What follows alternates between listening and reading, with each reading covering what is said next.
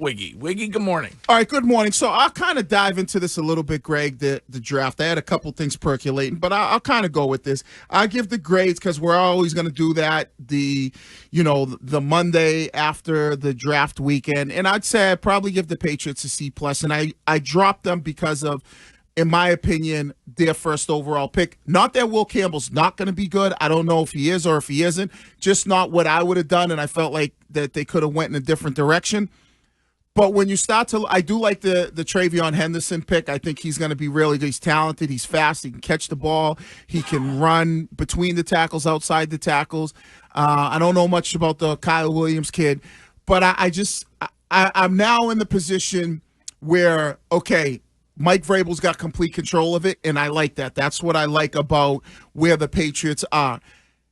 Now my expectations are for Will Campbell, week one, holding that left tackle position down, starter, and obviously we're going to judge him week in and week out to see if they did make the right decision. But just kind of looking at the draft and everything, that's what I would give him with a grade. I don't know how people give him A+ like Shime when they hated the first-round pick, which is the most valuable pick. But he told you that his opinion on that developed and changed over the weekend. Exactly, because I saw the vision. Like it was. So because they took TreVeyon Henderson? Yeah, because they addressed the positions of need where with like best player availables at the time in skill position guys. Like TreVeyon Henderson, Kyle Williams were exceptional ads. And then on top of that, also getting arguably the best left tackle in the draft, I think is a win. Like, that's really, really good. Yeah, I don't, like I said, I don't know much about Kyle Williams, and he's a third-round pick. They drafted Jalen Polk last year, and we were all happy, and we seen how that turned out. I always, when I start to look at the draft, I say, okay, I'll give you the TreVeyon Henderson. That's where I kind of give you a better grade. Kyle Williams, like, let's be honest, you really don't know much about him. He played at Washington State. How many times did you watch Washington State play this year? No, but I watched him a little bit pre-draft. I didn't watch him a lot. I went back and watched him more after. Jalen Polk was in the Big 12, Curtis. Yeah, but the difference is, Wiggy, the difference between the big difference between these two guys is Jalen Polk was like that possession receiver that ran pretty good routes and always caught everything that was thrown his way, but it was relatively contested. Whereas with Kyle Williams, he's open all the time. Like that's the difference, is it's not these like possession receiver guys. He flies around the field and it just feels like when the ball gets thrown his way, he is wide open. But if you look at, and this is like, we only can go basically, they were very similar in college statistically. So we're not going to sit there and argue about a third-round pick. But in the Twitch chat, and good morning and hello to those who watch this show every day on Twitch, Mr. T Electric says Campbell makes everybody around him better. Come on and recognize. But I still think you're putting everything into the fact that your best offensive player is going to be a guy coming off a knee injury who's 32 years old. Like so I know you got Will Campbell, who, if he's good, should help your offensive line. But your best offensive player for Drake May, when he's throwing the football, is a guy who's 32 coming off a knee injury.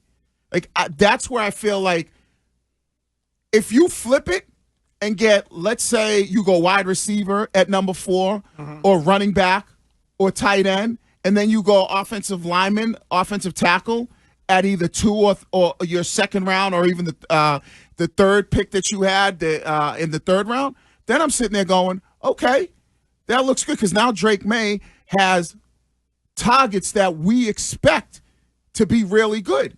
What about this argument from a texter in Maine that Williams was number 1 or number 2 in creating separation, and that has been missing from this offense? Didn't Shime have a thing during the season that Jalen Polk was number 1 when it came to separation? Yeah, his average separation score was. Right, so but that was in the first 3 weeks of the season, and then it plummeted very fast. My point is that yes, the kid Williams was good in college. But if you took, do they formulate that score by using lipstick? No, that was a different test. That's right? a different. Yeah. Felines. That's a different. That was the feline ass score. Yes. Okay, correct. Yeah, I mean, but I mean that for me would have been the only difference. If you would have went receiver, tight end, or running back first, and then your second pick was an O-lineman, and then maybe that third pick was a running back or another receiver, I would have been like, great, because the expectations of the 4th overall pick, whether it's Ashton Genty, whether it was Teteroa McMillan, whether it was Tyler Warren, my expectations for that guy is he's really going to make Drake May's job easy. Okay. Thank you, Wiggy. You got it, brother. Speaking of the draft, as we have been for a large part of the morning so far, we have been talking about Shedeur Sanders, who was taken in the 5th round. And if you're wondering why, maybe you should start with his comments at the Combine, which I want to play for you, where he suggested that if you're not, and I'm paraphrasing here, if you're not willing to change the franchise or the culture, then don't go and get me. And here is Shadeur. If you ain't trying to change the franchise or the culture, don't get me. So you should know history repeats itself over and over and over, and I've done it over and over and over, so it should be no question why an NFL franchise should pick me. You think I'm worried about what critics say or what people got to say? You know who my dad is? They hated on him too, so it's like it's almost normal. Without people hating, it's not normal for us. So we like diversity. We like everything that comes with the name. That's why we are who we are. I mean, it's bad. Like that is. Wait, hold on. How is this bad? This makes him look good. What? No.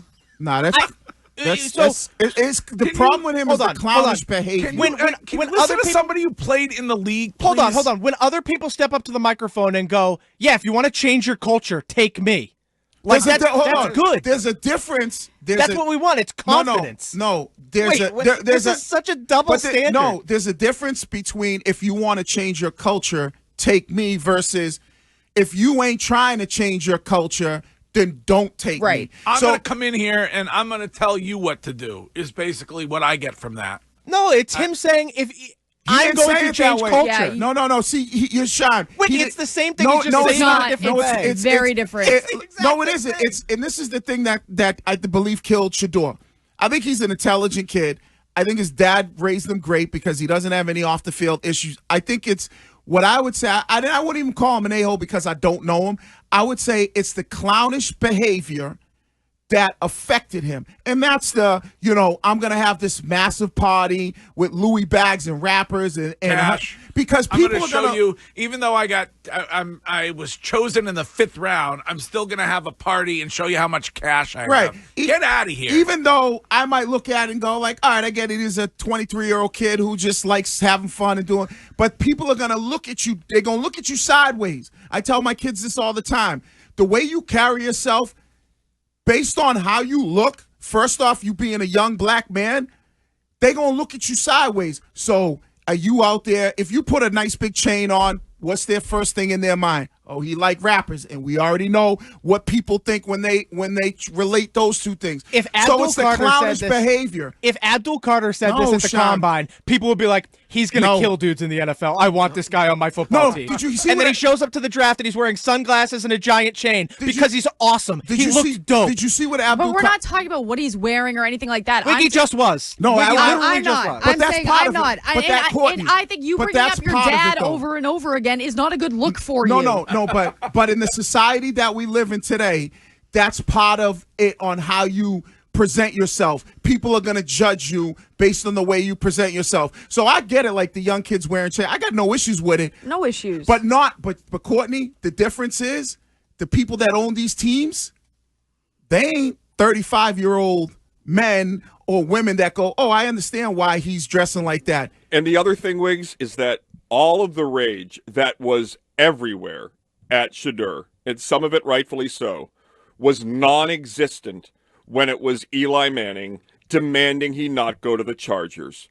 There is a component that acts differently when a white guy from a family of football heritage tries to kick and scream and says, no, I don't want to play in San Diego. Right. Everybody says, okay, here you go.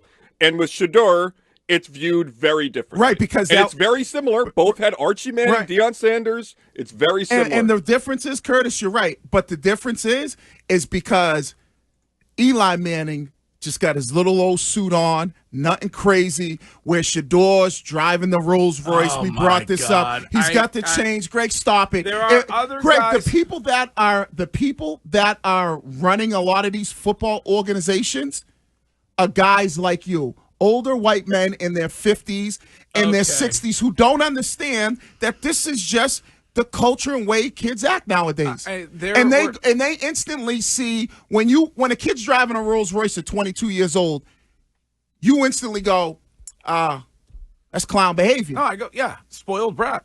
Like that's clown behavior. When a guy's dad starts him at quarterback and is running around telling teams that we're going to be a package deal, you don't get him without me, all of these things. Right.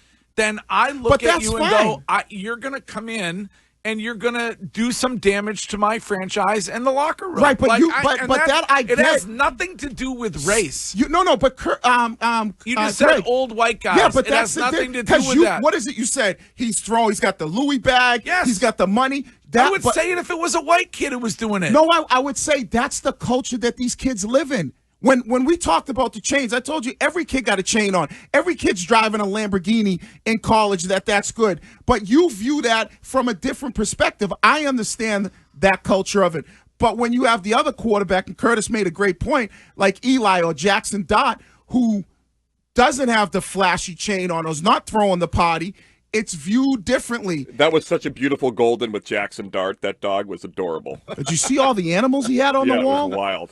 Man, I never seen a trophy room like that. I believe that in the end, those guys that you're referring to that run NFL franchises want one thing and one thing only, and that is to win. And if they look at a player and believe that he can help them win, that they're going to take him, regardless of the what he does or says or whatever. They just didn't think that he was a guy who was going to help the culture of their football team. But Greg, on that, no NFL owners created a salary cap to create the perceived perception that they were spending to a limit. NFL owners don't want to do everything to win. They want to profit. That's their number one goal. Winning is on that list because it helps them profit, but that is not their number one goal. When Johnny Manziel did it, it was fine. Like he's having fun. He's out there. He's got money. Like it's just a different look for when it just, that's the culture. That's the way these kids live nowadays. And I'm sorry, Greg, a lot of, not just even older white men, but even older black men that are controlling the NFL, they look at it and go, I don't want all that because what's that going to bring? They feel like the way you look and the way you present yourself is going to bring other things. I would just push back, Wiggy, in that it seems as though Jimmy Haslam, the owner of the Browns, is the reason they drafted Shadur Sanders. Because as soon as they drafted him, Schefter tweeted out about how Dion and Shedeur have a really good relationship with Jimmy Haslam. And if you watch the video of the front office selecting Shadur Sanders, nobody seemed happy. No, and Shime, I get it. There are some guys that are willing to do that, but if Jimmy Haslett really liked them like that, he would have picked them early. He would have picked them earlier. So it's just the way. And I say this about Shedeur. Sometimes you can't let that clownish behavior seep in or affect you. Like, I agree. If you say, "Hey, I'm willing to do whatever it takes to change this franchise," I'm the guy you need to draft. Is different than if you're not willing to change. Don't draft me.